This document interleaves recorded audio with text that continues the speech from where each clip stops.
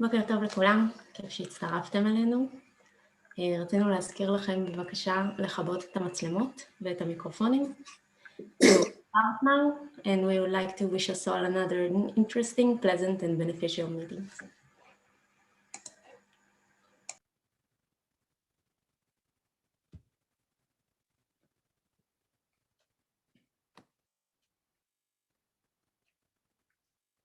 I think we can start. So I'd like to begin by welcoming everyone back here to this weekend program on compassion practice, focusing on the four immeasurables and also today a little bit on this Bodhicitta. Let's have a look at what we'll be covering in this session. We'll start with a meditation on compassion, similar to what we did yesterday. Then we'll follow that with a little bit of a review from some of the main points from yesterday.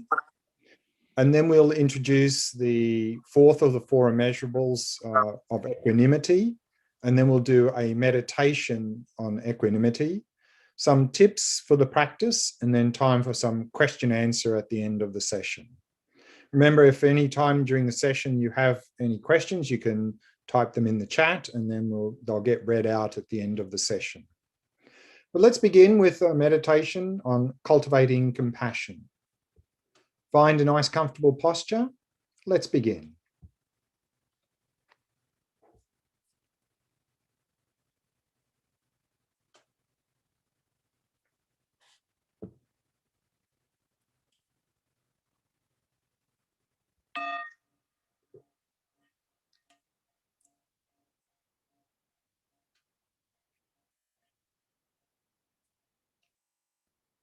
Allowing your awareness to descend into the body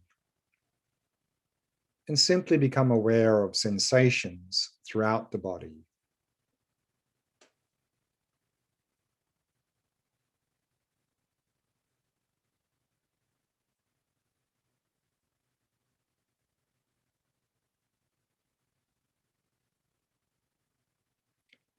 And if you notice any areas of tightness or tension in any part of the body, then use the out breath to relax and release that tightness or tension.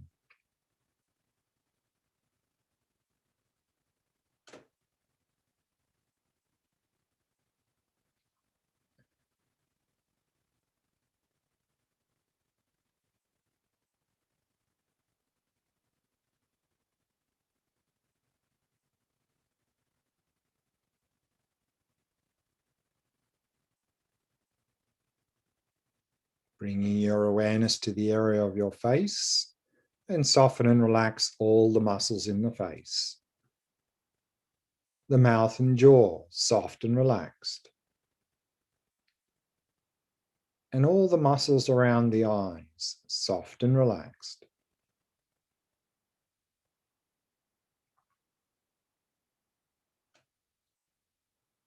And in this way, allowing the entire body to become completely relaxed, completely at ease.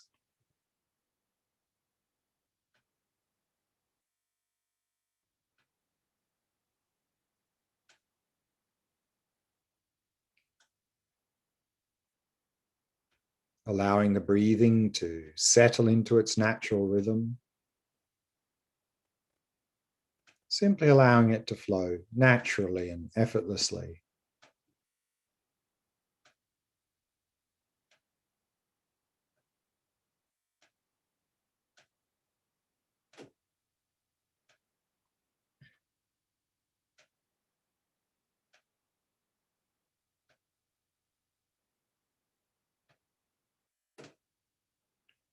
And setting the mind in a state of ease and relaxation.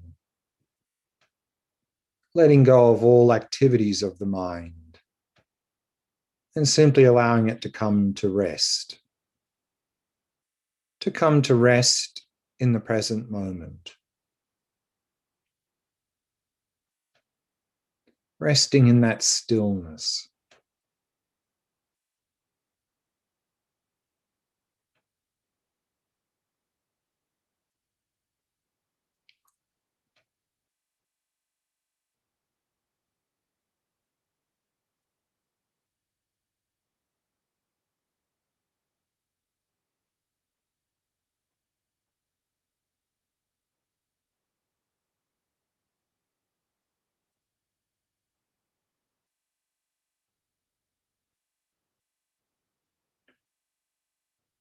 And then setting a positive motivation for attending these sessions here today.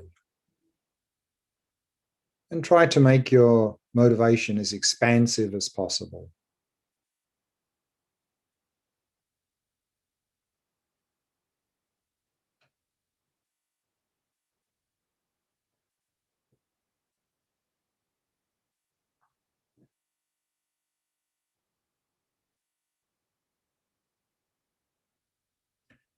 Compassion is the wish or aspiration for ourselves and others to be free of suffering and its causes.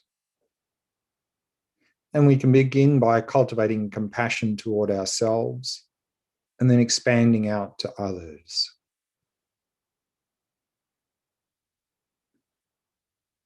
Now, no matter how much mental afflictions are in our mind, that is, no matter how much craving and attachment, anger and jealousy, fear and anxiety, and so forth are in our mind, these mental afflictions are not part of the nature of our mind. They're merely like dirt covering the surface of our mind. And beneath these mental afflictions is the natural purity of our mind. So imagine this inner purity of your mind in the form of a small, white, radiant sphere of light at the center of your chest, at the level of your heart.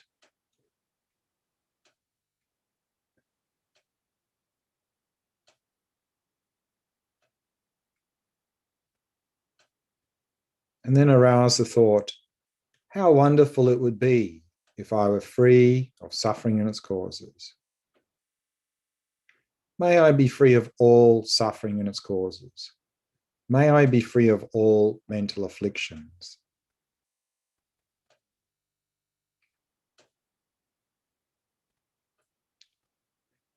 And then bring to mind one mental affliction that really causes you a lot of suffering. One mental affliction that you'd really like to reduce and eliminate. Perhaps it's anger or craving or jealousy or anxiety.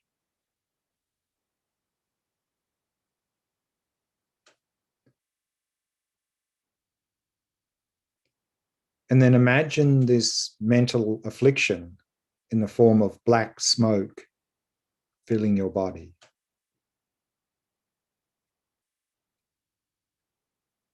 And then with each in-breath, imagine drawing that black smoke into the sphere of light at your heart, completely dissolving it there.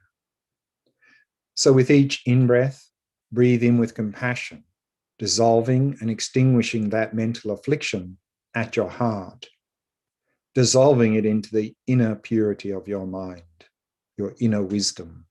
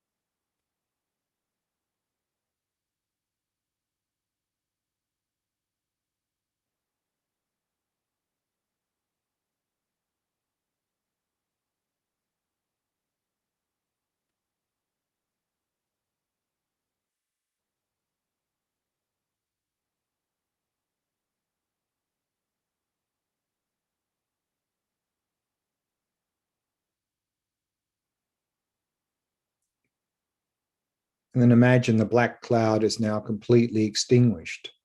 And now you're completely free of that mental affliction. And simply rest in that freedom, rest in that purity of mind.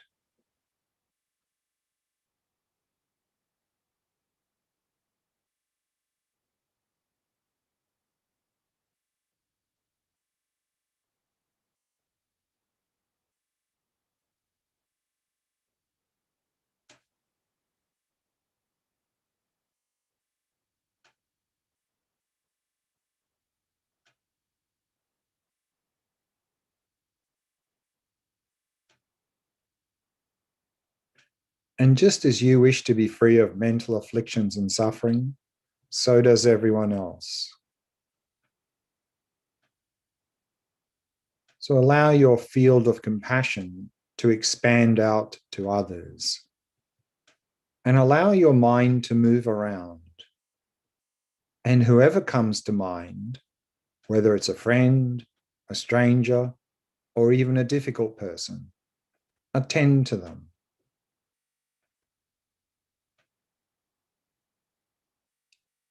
May you be free of all suffering and its causes. May you be free of all mental afflictions. And imagining their mental afflictions and suffering in the form of black smoke filling their body.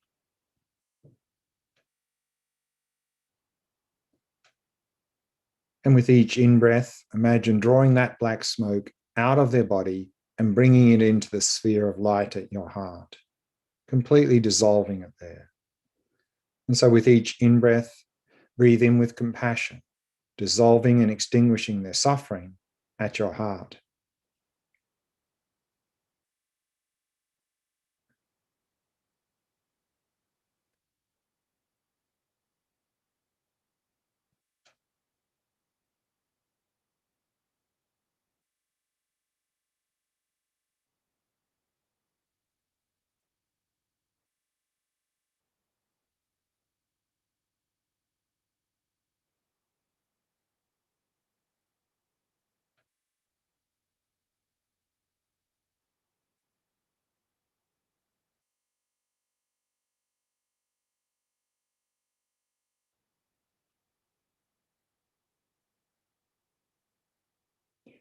And allow your mind to continue to move around.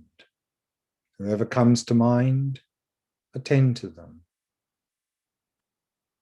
Breathing in with compassion, dissolving and extinguishing their suffering at your heart.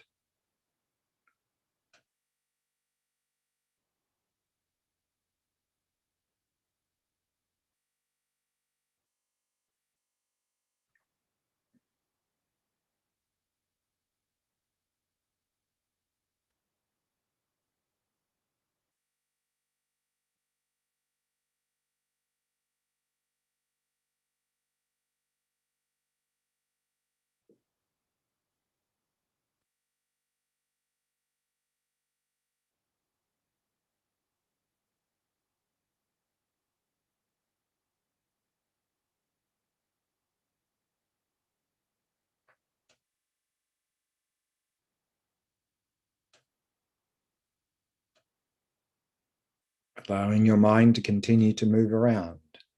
Whoever comes to mind, whether it's an individual or even a group of people, attend to them, breathing in with compassion, dissolving and extinguishing their suffering at your heart.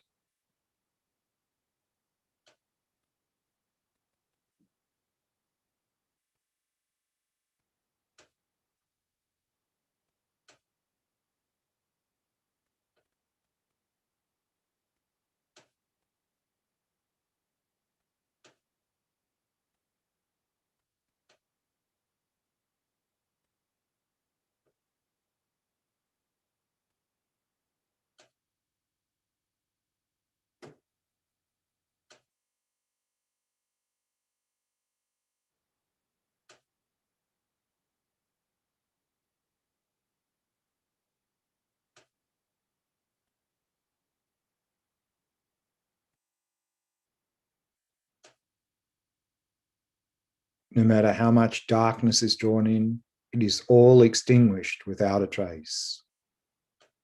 Breathing in with compassion.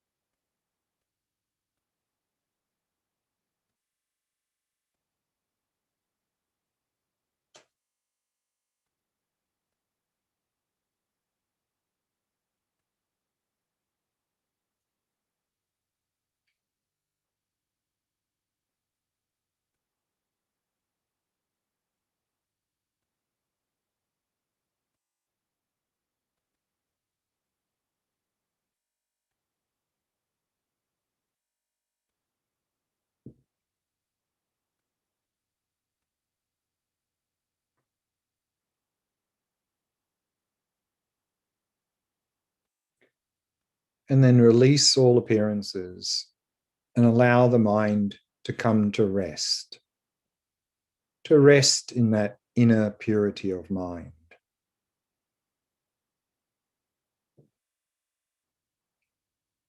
Which is in the nature of compassion.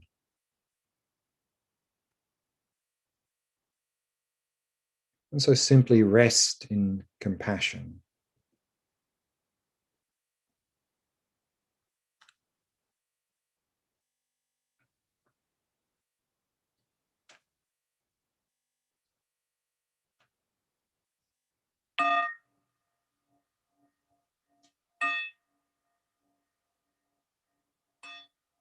And we can bring the meditation to a close.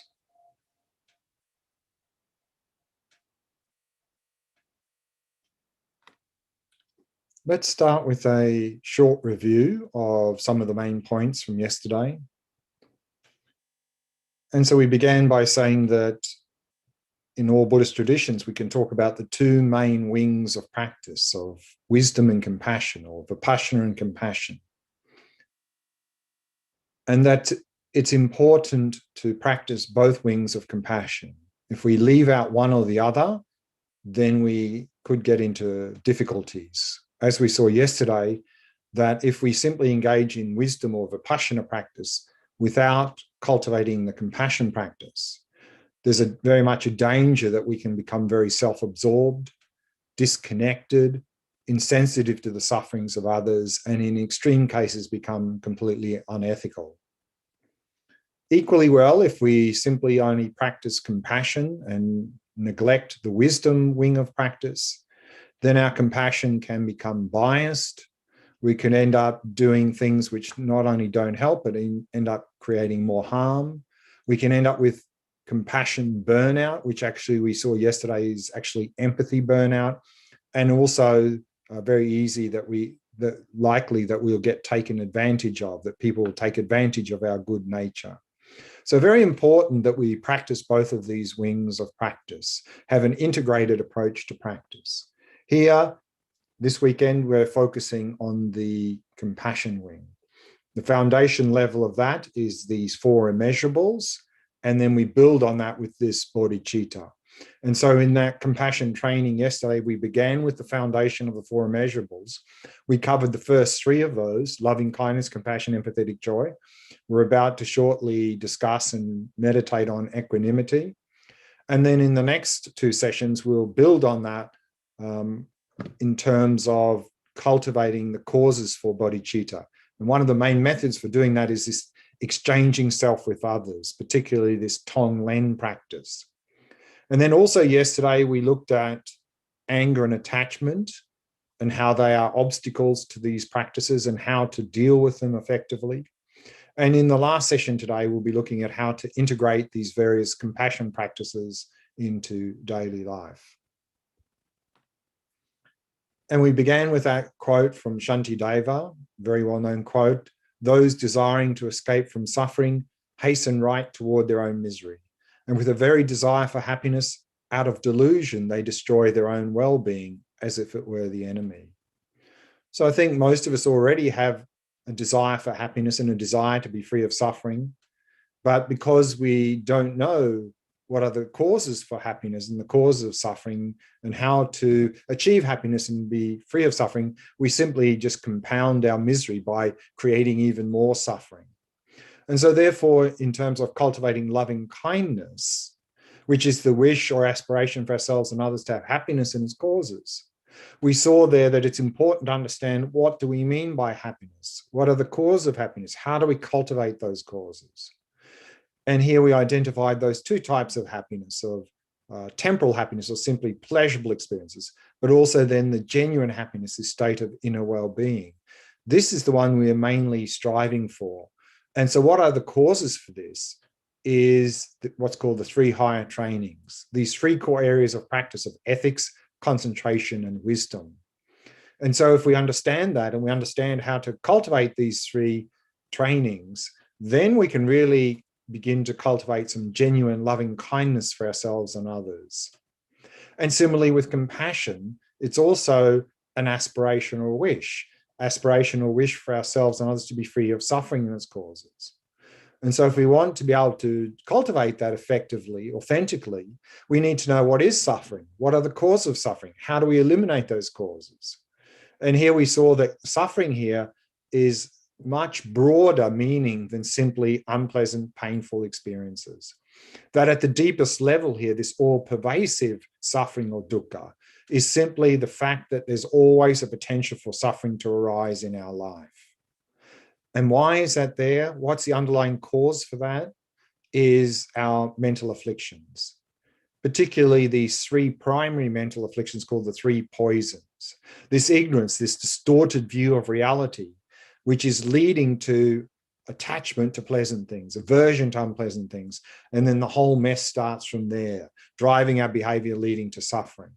And so if we understand that we can eliminate all these mental afflictions and suffering by cultivating the view of reality, this view of emptiness, then we can really cultivate compassion, begin to cultivate genuine compassion for ourselves and others. And we here saw that very well-known quote from Nagarjuna, a great 2nd century Indian master, where he was basically saying that if we eliminate elaborations, which is another word for ignorance, through cultivating emptiness, through coming to realize nothing exists independently, everything's empty of independent existence, then by eliminating this fundamental ignorance, we'll eliminate these misconceptions which sees the source of happiness and suffering is out there in the world. And that will cease the craving for the attachment for pleasant, aversion to unpleasant, and it'll eliminate all other mental afflictions and thereby all the actions that come out of those mental afflictions and thereby the suffering they produce. So we'll be able to achieve liberation from all suffering and its causes. And then how to cultivate loving kindness and compassion, to do it in stages, to start with ourselves first, to cultivate loving kindness, compassion for ourselves, and then move out through those stages of friend, stranger, difficult person, eventually to all living beings, which is immeasurable loving kindness and immeasurable compassion. And then those two mental afflictions, those two of the three primary mental afflictions, we looked at, we tried to clearly define what they were and how to dispel them. So attachment, again, is one of the three main mental afflictions, three poisons. And it's a mental factor that sees its object as attractive. It exaggerates the object's attractiveness and then wishes to possess and hold the object. Why? Because attachment believes that object is the source of our happiness. And similarly, anger is the flip side of that. And that is that anger sees its object as unattractive. It exaggerates the object's unattractiveness and thus wishes to harm the object. Why? Because it believes that object is the source of our suffering. So both of those are coming from this distorted view, grasping onto independent me, independent objective world. And here, in terms of letting go of attachment, we're not talking about becoming detached from everything. That's the other extreme of attachment, is that often we get overwhelmed by the things around us. And so to try to resolve that, we detach from everything and run away from the world. So here, letting go of attachment is not about running away from things. It's about being fully present, engaging with no attachment or non-attachment. And we also dispelled some misconceptions regarding attachment in terms of wrongly thinking that we need attachment to enjoy things, that actually attachment interferes with our enjoyment of things, and that we need attachment for relationship. Again, attachment causes difficulties and problems in relationships. And similarly, to be creative, it creates problems. That if we eliminate craving and attachment, we'll enjoy simple pleasures in life more, our relationships will improve, and we'll become more creative. Similarly, in terms of anger, dispelling some misconceptions, that thinking that, sometimes I need anger to deal with difficult situations. And then also, what is patience? That it's not about sitting there doing nothing. It's about having a calm mind in the face of difficult situations. And that compassion is not a sign of weakness. In fact, anger is a sign of weakness. It means we can't deal with difficult situations without trying to dominate people. whereas compassion is really a sign of strength. And here we saw that very important in terms of dealing with anger, to avoid this cognitive fusion, to avoid this wrongly identifying ourselves and others with our behavior. And so I'd like to again briefly go through this, because I think this is something very important and can be very helpful to us in not only reducing anger and so forth, but also to more easily cultivate compassion for difficult people. And so remember, if someone is behaving badly, the correct perspective is simply acknowledge there's a person doing or engaging in a harmful behavior. But often our perspective is there is a bad person, horrible, nasty, evil person. And so if we have that perspective, we're in trouble. This is cognitive fusion. We are fusing person and behavior together, making them one thing. There's two things here, person and behavior. And if we fuse them together as one, then we're in trouble, because in any given situation, we've got two choices, accept or reject. And again, if someone's behaving badly, generally we reject. But reject on the basis of cognitive fusion translates into attacking. We direct the rejection at the person. We attack the person, get angry at the person. Whereas in fact, the thing we don't like is their bad behavior. And then of course, compassion becomes difficult for that person, because compassion for a bad person feels like what we're saying is that what you did is okay. It's not okay, but that's what it feels like if we do cognitive fusion. And then, of course, we end up with a fixed bias view of that person. And also it leads to conflict cognitive fusion, because, you know, we're the good guys, they're the bad guys. Let's get rid of those bad guys over there. And then we simply end up judging and criticizing people, which is not helpful. So the solution to that is don't do cognitive fusion, because it's a false, invalid perspective. Simply adopt the correct perspective, acknowledging there's a person doing a harmful behavior. Then we can accept the person, i.e. have compassion, forgiveness for the person, and at the same time not tolerate their negative behavior, help them to address the negative behavior. And so compassion becomes much more easy. And we also end up with a balanced view of that person. And instead of conflict, it's cooperation, because we're all people who sometimes do good things and sometimes do bad things. We're all in the same situation. And so therefore, instead of criticizing and judging people, which comes from the wrong perspective, cognitive fusion, we will evaluate behavior and see if it's harmful, then help that person with compassion to address their negative behavior. And similarly, for the same reason, I think, we have this epidemic of low self-esteem and self-hatred in the world, is that when we do a wrong action, then we also do cognitive fusion and wrongly identify ourselves with our behavior and think, I'm a bad person, I'm a horrible person. And then we judge and criticize ourselves, condemn ourselves. We have self-hatred, low self-esteem.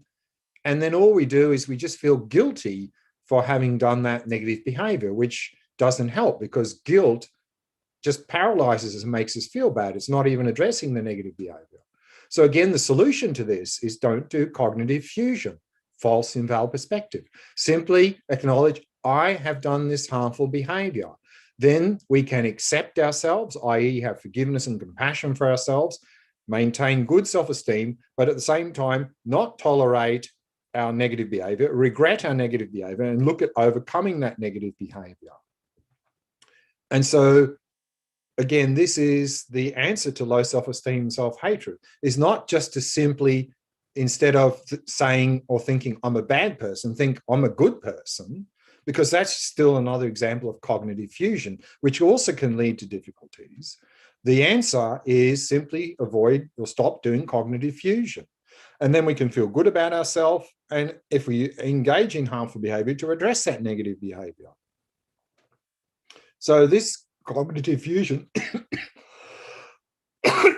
understanding it, can be very helpful. If we can really change the way in which we think and speak, you'll find that it'll be much easier to develop forgiveness and compassion, and much easier to avoid criticizing, judging, condemning ourselves and others, and getting angry at ourselves and others.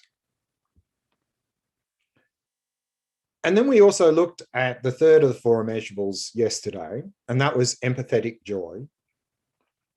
And empathetic joy is a focusing on the positive aspects of ourselves and others. It's the wish or aspiration for ourselves and others never to be separated from happiness. So it's really a rejoicing in our own and others' virtues and good fortune. And so this, particularly in our modern world, I think is very important. Because in this modern world, in our modern world, we tend to have this obsessive focus on the negative, and also together with cognitive fusion.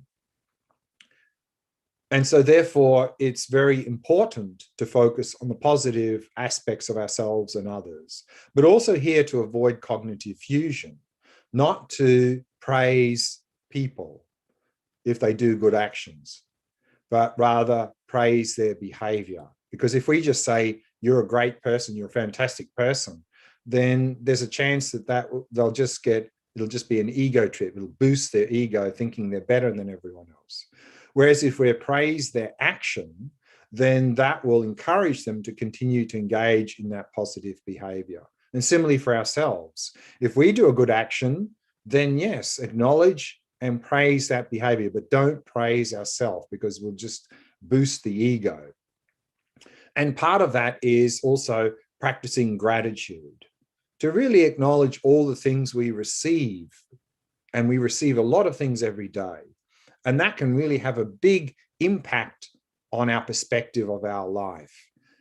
Again, we saw this quote from William James, well-known modern philosopher, who says, for the moment, what we attend to is reality. And if we're always attending to the negative aspects of ourselves and others, then the world will really seem like a very bad and depressed place. And that will be our experience. Whereas if we also focus on the positive things going on in the world and so forth, then we can have a balanced view and shift our perspective. And that can really inspire us to move forward in our life and to really help others as well.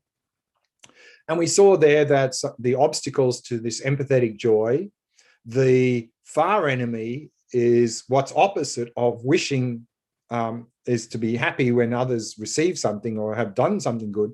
The far enemy, what's directly opposite, is we simply get jealous of others or we envy others. And so again, how to deal with that? We can deal with that in a similar way to dealing with anger and attachment, in terms of mindfulness, in terms of simply being aware of it when it first arises. The view of genuine happiness, understanding the source of happiness is from within. It's not those things that they're getting out there that we're jealous of. That's not the source of our happiness. And then applying antidotes also when jealousy arises. These antidotes, particularly from the Vipassana wing of practice, of impermanence and emptiness. And then the near enemy of empathetic joy is something that looks like empathetic joy, but actually it's sort of corruption, it's a pollution, and that is simply meaningless rejoicing, rejoicing for meaningless things, even to the point of starting to rejoice when we see people have bad things happen to them. And the antidote to that is loving kindness, is to focus on genuine happiness and its causes. And then our rejoicing will be very much in line with that. And it would be very meaningful rejoicing. And so that brings us to the fourth of the four immeasurables, equanimity. In Sanskrit, upeksha, in Pali, upekka. And equanimity is defined as the wish or aspiration for ourselves and others to abide in equanimity, an equanimity which is free from attachment and aversion to those near and far. So equanimity is an impartial, unbiased attitude towards others. Now our attitude towards others tends to be quite biased. And we tend to categorize people into three groups simply from the perspective of how they seem to be affecting us. Those people around us who seem to be the source of me and my happiness, we tend to label friends. Those people who don't seem to affect me and my happiness in any way, we tend to label strangers. And those people around us who seem to interfere with me and my happiness, and maybe even seem to cause me suffering, we label the so-called enemy. And then, of course, we end up with attachment to friends because they seem to be the source of our happiness. We end up with apathy or indifference to strangers because couldn't care less what happens to them. They're not affecting me in any way. And then we end up with hostility, anger, and hatred towards difficult people because they seem to be the source of our suffering. And so equanimity is about overcoming that biased attitude. And we can begin to overcome it by cultivating the thought or the understanding that we are all equal in wanting to be happy and wanting to be free of suffering. We're all equal in this regard. We're all stuck in the same situation. And then develop a sense of closeness to everyone. And it's this equanimity that enables the other three qualities of loving kindness and compassion and empathetic joy to expand out boundlessly, to expand out to all living beings. Now, there are some obstacles to equanimity. The near enemy, something that seems like equanimity, but actually is polluting and corrupting it, is indifference or apathy. Because we can be equally indifferent to everyone, couldn't care less what happens to anyone. And that may seem like equanimity because we're not biased. We equally don't care about anyone. So that's not very healthy. So the antidote to that is compassion, is to reflect on suffering of others. And if we do that, it's very hard to remain indifferent to others when we see them suffering. The far enemy of equanimity here we see is the biased attitude, particularly attachment to friends, and then the aversion, anger, hatred towards the difficult people. And again, we've looked at how to overcome those two mental afflictions in terms of the mindfulness, cultivating view of genuine happiness, and then just simply applying antidotes to those mental afflictions. So that is very briefly equanimity. Let's now do a meditation on cultivating equanimity. And then after the meditation, some tips for the practice. Find a nice comfortable posture. Let's do that meditation now.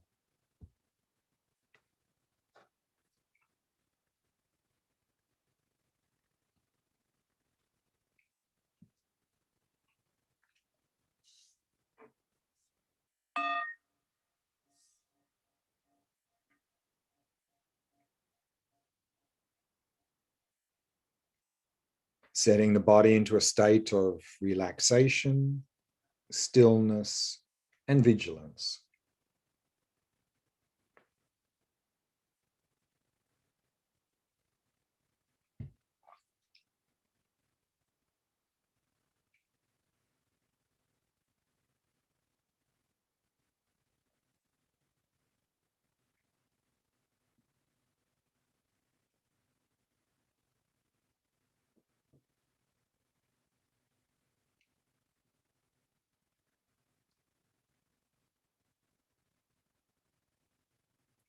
And relaxing more deeply with each out-breath.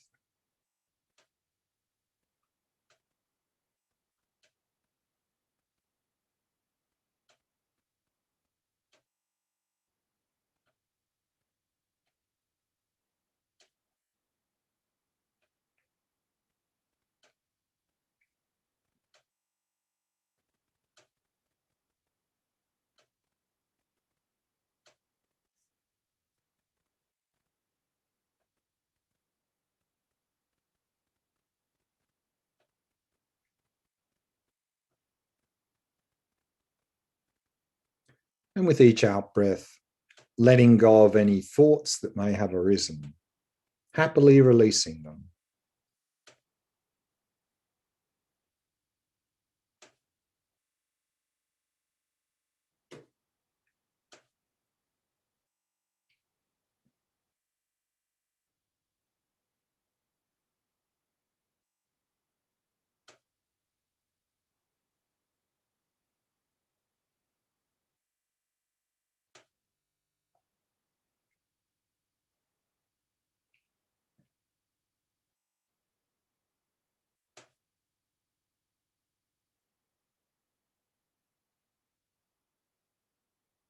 and allowing the mind to come to rest in the present moment,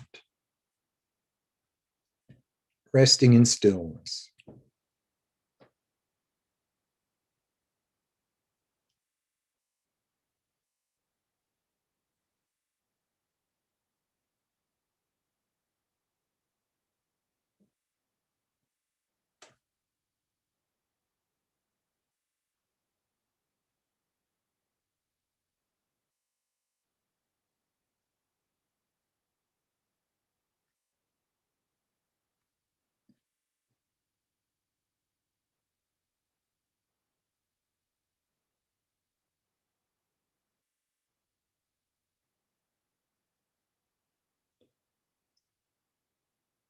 Equanimity is a mind of impartiality towards others.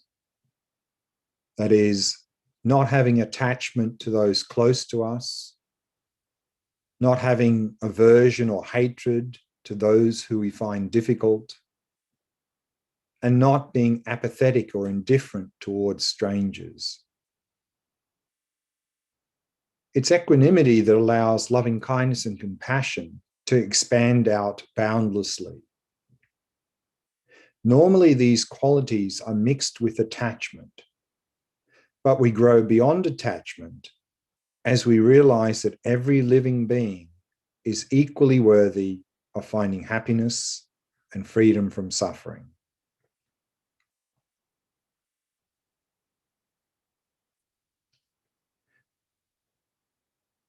Now, first spring to mind a person who you know well, but is neither a friend nor someone who you dislike.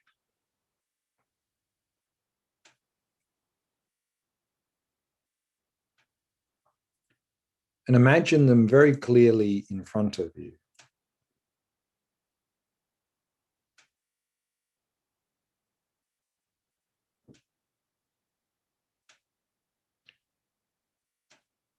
This person is just like yourself in wanting to be happy and wanting to be free of suffering.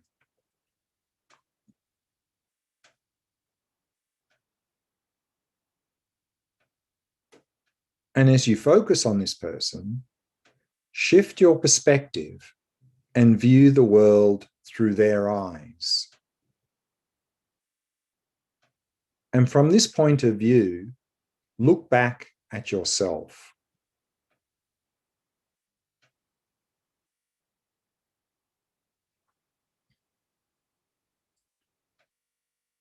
Their yearning for happiness and wish to be free from suffering is identical to your own.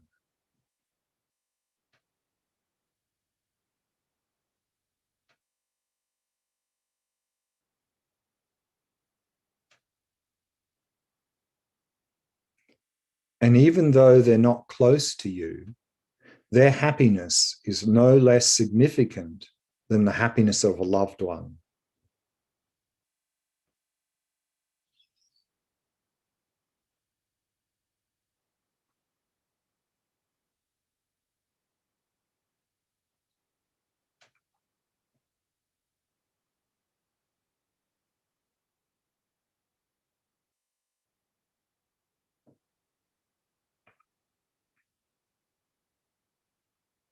And now next, bring to mind a person who you feel is crucial to your well-being. A person for whom you have both affection and attachment.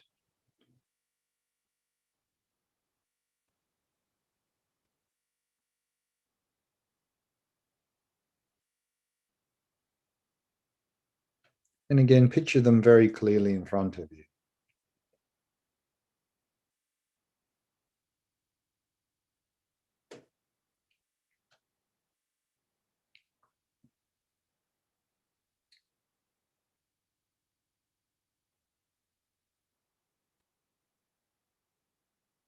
And again, shift your perspective and view the world through their eyes. Being that person from the inside.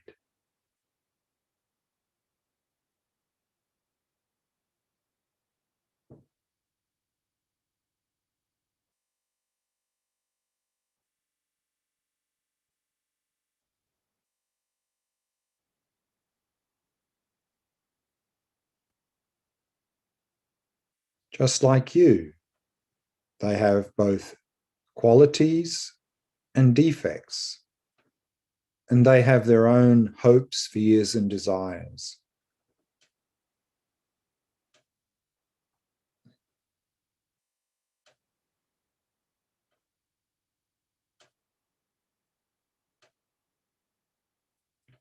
Now step back and again view this person from the outside.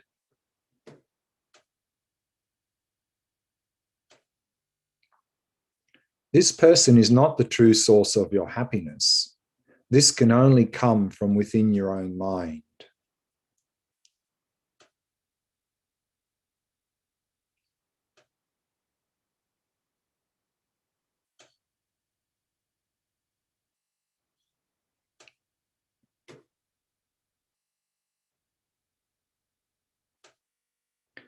Next, bring to mind a difficult person, someone who you dislike.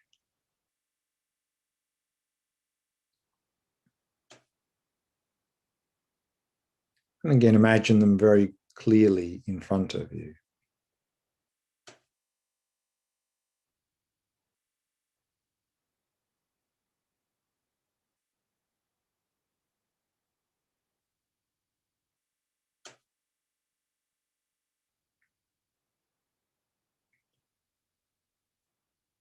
And again, shift your perspective and step into this person's perspective, being this person from the inside, experiencing their hopes and fears.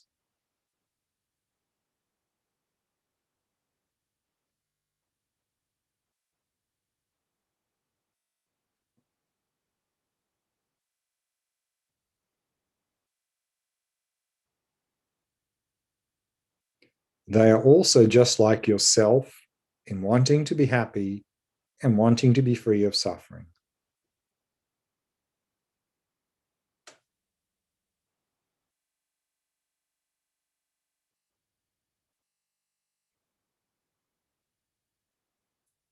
And again, step back and view this person from the outside.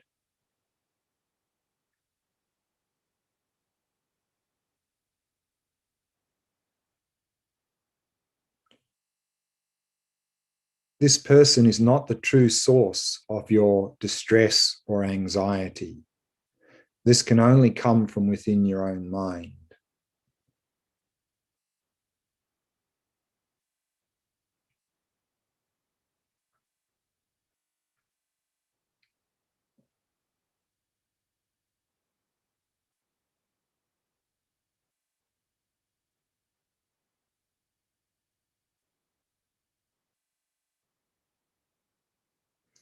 Realize that there is nothing inherent in the stranger, the loved one, or the difficult person that makes them that way. Circumstances change, and they can easily change from one category to another.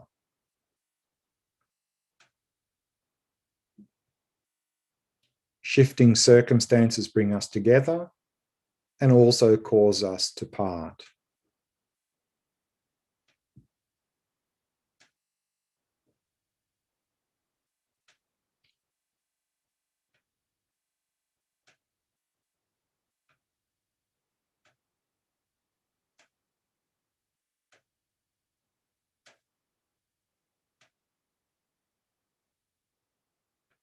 And recognize that every person is fundamentally like yourself, wanting to be happy and wanting to be free of suffering.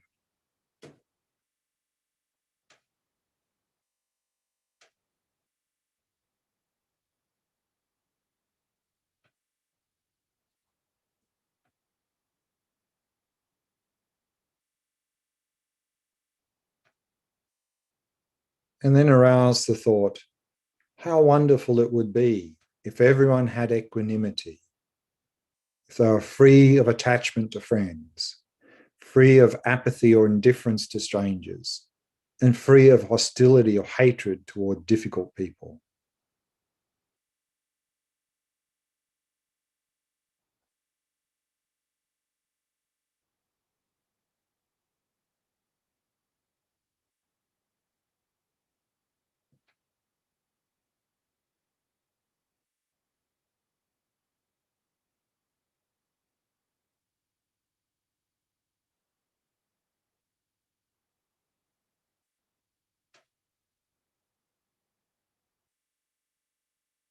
and then release all appearances and allow the mind to come to rest.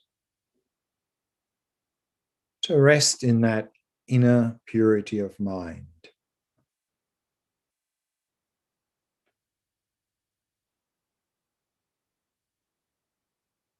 Which is in the nature of equanimity. Free of attachment. Free of indifference. Free of hatred.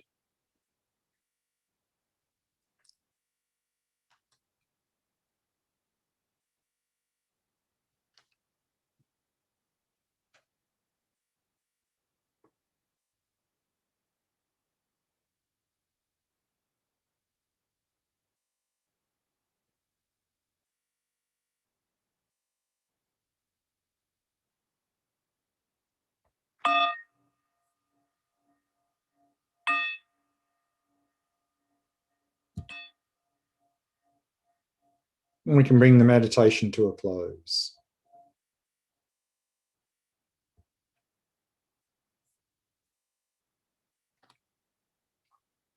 Two short topics before we go to question and answer. The first of those is, for these four immeasurables, we talked about the near enemy, something that seems like the quality but actually is polluting, corrupting it. And we need to identify the near enemy and to eliminate it. Fortunately, even though each one of the four immeasurables has a near enemy, fortunately, one of the other four immeasurables acts as an antidote to the near enemy. For example, we saw with loving kindness, the near enemy of loving kindness is attachment. Attachment seems like loving kindness because we're very close to them, people, and we're paying a lot of attention to them. But loving kindness is focusing on the other person, whereas attachment's focusing on me. It's all about me. And so we are to distinguish loving kindness and attachment.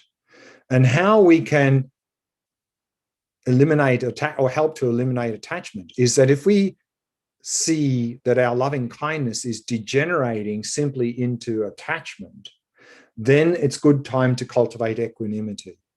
Because equanimity, as we just saw, is a mind that is not only free of attachment, but it's also free of apathy and free of aversion. But also equanimity, as we just saw, has its own near enemy of apathy or indifference.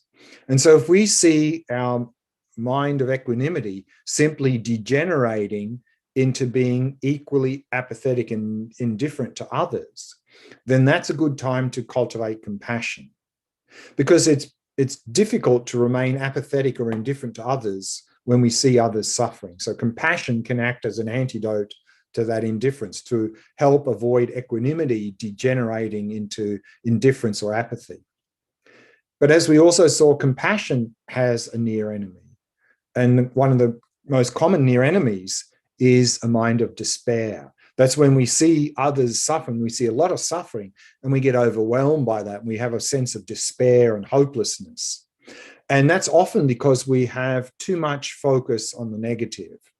And so if we see that our compassion is degenerating into this state of despair, that's a good time to cultivate empathetic joy, to focus on the positive aspects of ourselves and others.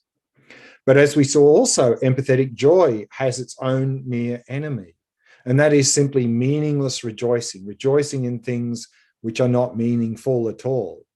And so if we see our rejoicing degenerating into just frivolous or meaningless rejoicing, that's a good time to cultivate loving kindness, which is focusing on genuine happiness and its causes. And so therefore, what we see here is that if we have an integrated approach to the four immeasurables, if we're practicing all of these four immeasurables as a unit, then that will be very helpful in avoiding falling into these near enemies, degenerating those qualities into those near enemies.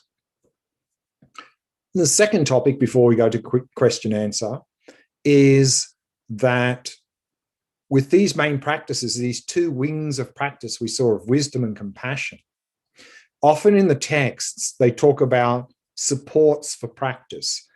How can we support these two main wings of practice? And the two supports for practice are what's called purification and accumulation. And purification is about purifying our mind of negative imprints and negative habits. In other words, reducing negative states of mind. And accumulation is all about increasing positive habits. And so if we do these two things, that will provide a very good foundational support for these main practices of wisdom and compassion. So let's have a look at how we can effectively engage in purification and accumulation.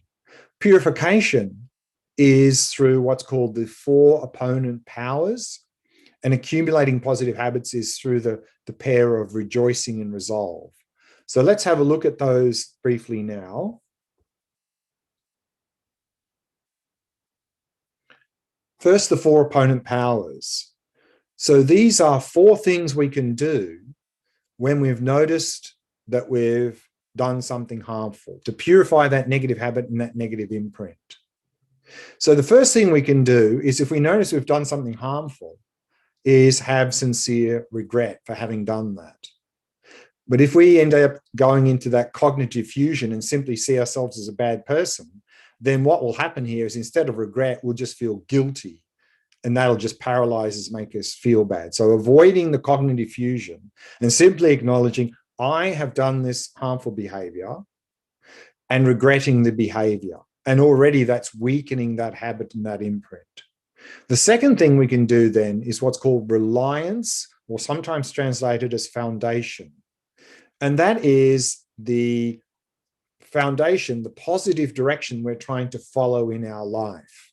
If we've done something harmful, we've fallen down from our positive direction in life, our foundation. So this second power is about picking ourselves back up and reaffirming the positive direction of our life.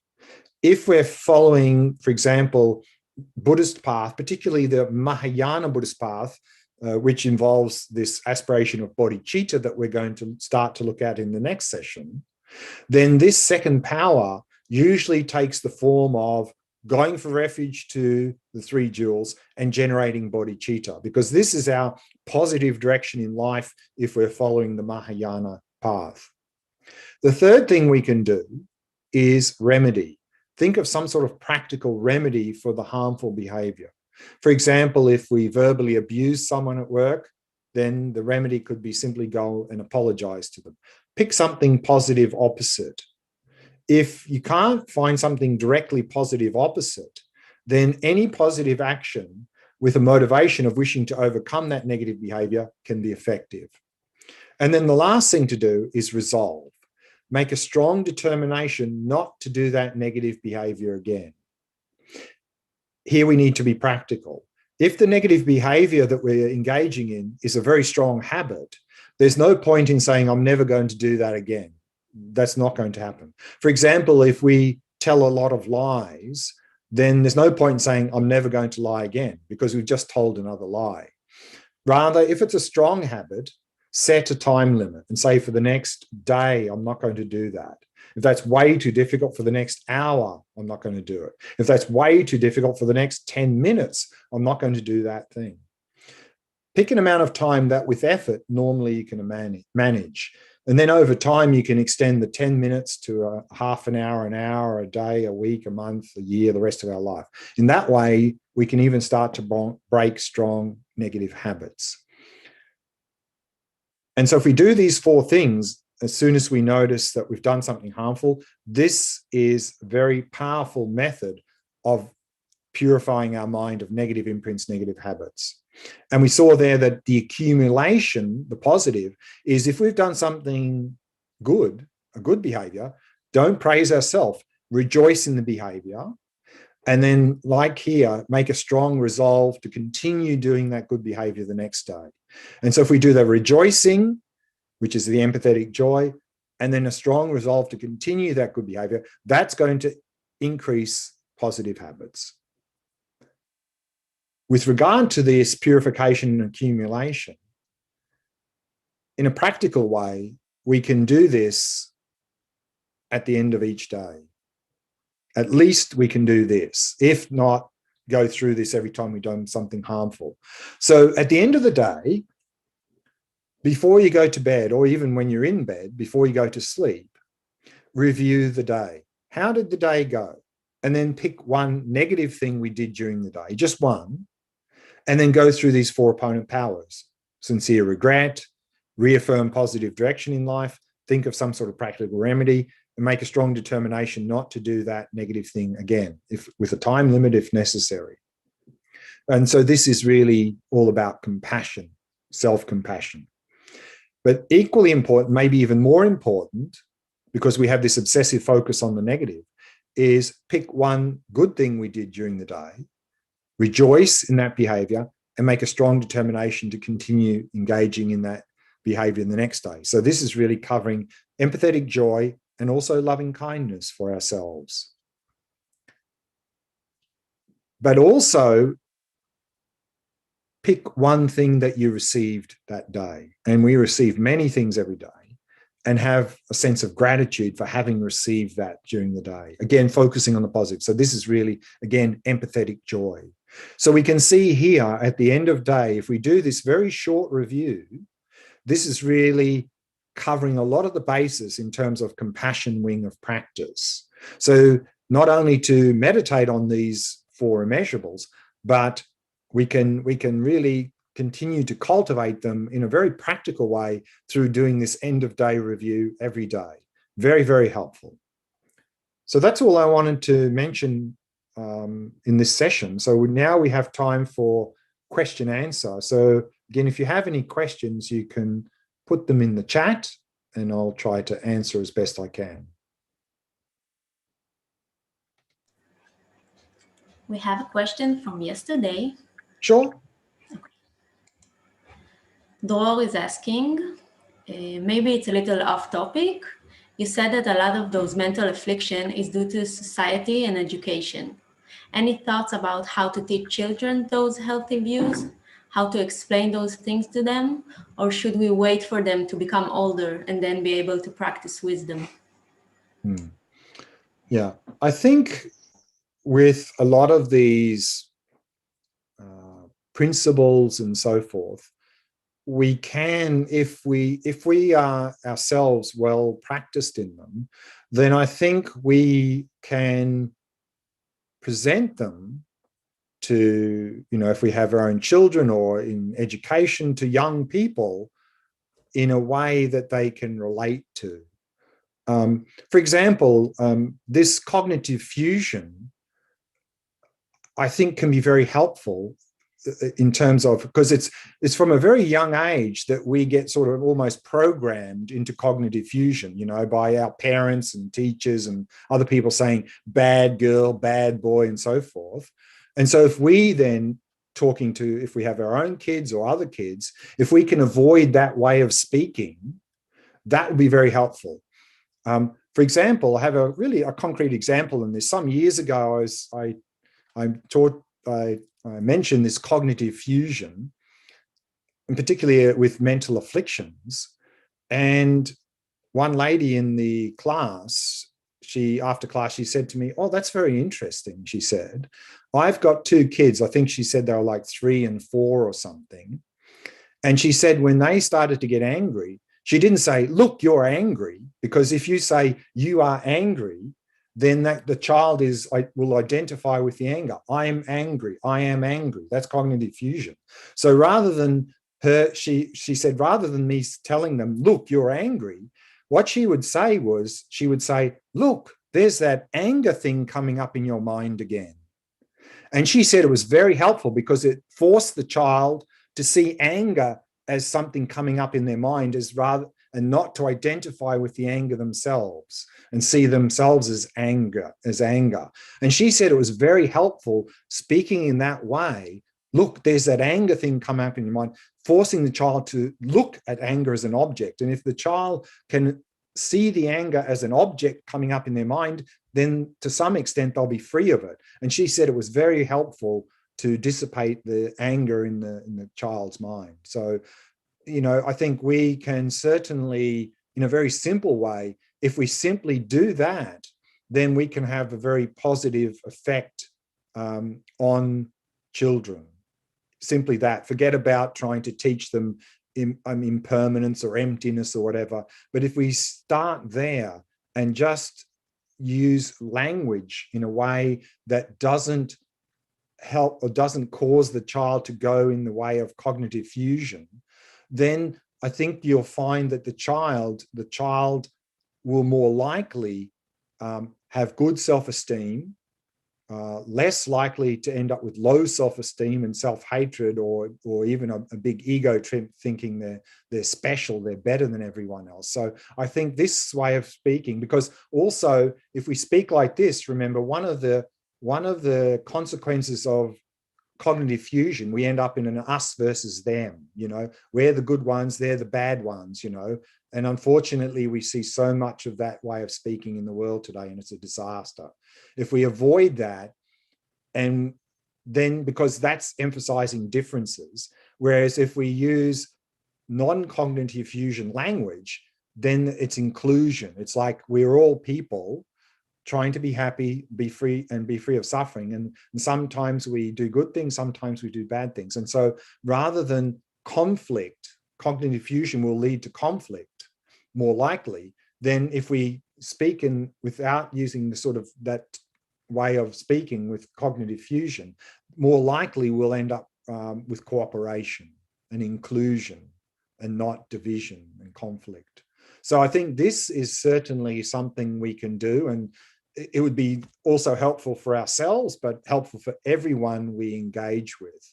And then in terms of some of these concepts here of loving kindness and compassion and so forth, then I think, again, in a simple way, we can introduce these ideas to kids at a very early age. And I think the earlier that we do that, the better. Now, unfortunately, as a parent, we could do that, but unfortunately, our education system is not doing that much at all. I mean, now there is some changes happening in some places, in some schools. They're bringing in mindfulness a little bit and a little bit of this and that. But really, to have a huge impact, then the child needs to be exposed to this not only at home, but in the school environment. And so if we can somehow have some effect in the school system and change some of the things in the school system, then that, together with introducing these sort of ideas at home, then the children, even from a very young age, would be exposed to a very positive environment throughout the day, and that would have a big impact, I think, on the children. And so education system really needs a lot of work, but then as a parent as well, we need to play our part. Okay, any questions from this session? Yes, Noga is asking, in our last meditation, the guidance was to think about a man that I have affection to and attachment to. So to raise the question, even if I came to a place where I don't have attachment to anyone specifically, and I still have attachment to meet my needs throughout the people in the world. You have attachment to what, sorry? To have my needs be met. Yeah, met by other people. Right. Yes. I mean, and in any sort of relationship, whether it's an intimate, family, work relationship, then within those relationships, whatever form they take, then there is certain guidelines into how that should operate in terms of whether it's a partner, family member, work colleague, or someone just in the street. Now, the thing is, we can't control what other people think and say. And if they, in that relationship, they go outside the parameters of that relationship, then we can use compassion to help them to see the error of their ways and to help them to improve their behavior. if we have attachment, which means some expectation that they will behave in a certain way, that's just going to create suffering. I mean, attachment is, it's really, an attachment's all about me. Attachment is all about, I want these people to behave in this way, not so much because that's the best behavior for them, but that's what I'd like to see. Which means that often that attachment leads to some way of wanting to manipulate that person, not just trying to help that person overcome negative behavior, but maybe they have a certain behavior that we don't like, even though it's not negative. And then because we have that attachment, that's just going to cause suffering for us because of that expectation. And so if we can release that attachment, then, because that attachment will just create unnecessary difficulties and suffering in the relationship. If we can eliminate that, then within that relationship, then if the person is behaving in an inappropriate way, then one, we won't suffer because of the attachment, but we'll just help that person to try to rectify their behavior. So attachment in anything is just going to create suffering for us and the person that we're dealing with. And if we can eliminate that, then that doesn't mean somehow that we're going to sit there and allow people to behave in any way they want, because that's not compassion, because we're encouraging them to behave badly.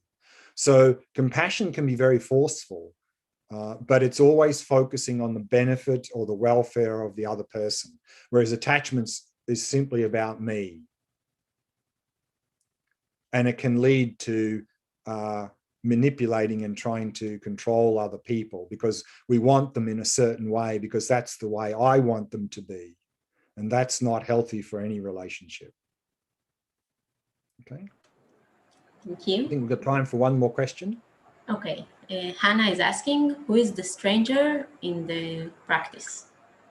Stranger can be either, it's sort of stranger is sort of the category in between the people we like and the people we don't like. So the stranger can be not only people we don't know, but also people who we know but are neither really a friend nor someone we dislike.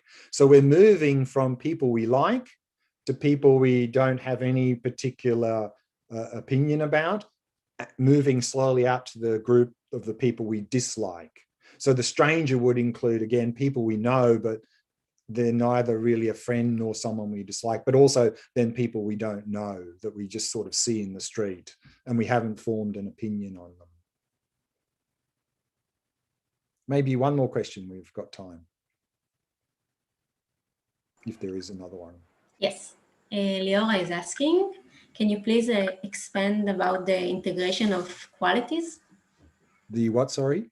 Integration between the qualities? Integration of qualities. Yes, I think it was about how your previous slide, each affliction is the remedy of another. Oh, the near enemies. Yeah. So what we saw there was that in each of those 4 immeasurables, there is a mental affliction which can corrupt that quality, that quality can degenerate into that, like the loving kindness can degenerate into attachment, the compassion can degenerate simply into despair, the equanimity into indifference, and the empathetic joy into meaningless rejoicing. And so if we only practice like loving kindness, then it's really possible that it would just become, attachment would just creep into that. Whereas if we then also were practicing equanimity, that equanimity is sort of the antidote to attachment. So then there's less likely that the loving kindness would degenerate into attachment. Meaning, if we practiced all 4 of those 4 immeasurables, I'm not suggesting in the same session, but if in our overall practice, we are at some point cultivating each one of those 4, then because of that, there will be less likely that any one of those 4 would degenerate into that near enemy. There would be less likely then of attachment, of apathy, of despair, and meaningless rejoicing arising. So if we practice them in an integrated way, meaning doing all of those 4 practices over time, then that would be the best. Then we can avoid a lot of those near enemies coming up and corrupting that quality. Okay, I think it's time now for a break. So let's take a break there. In the next session, we'll move on to building on these 4 immeasurables with this exchanging self with others, which is one of the main techniques used to help cultivate this mind of bodhicitta, which we'll also look at briefly in the next session. Let's take a break now and come back in just under 30 minutes.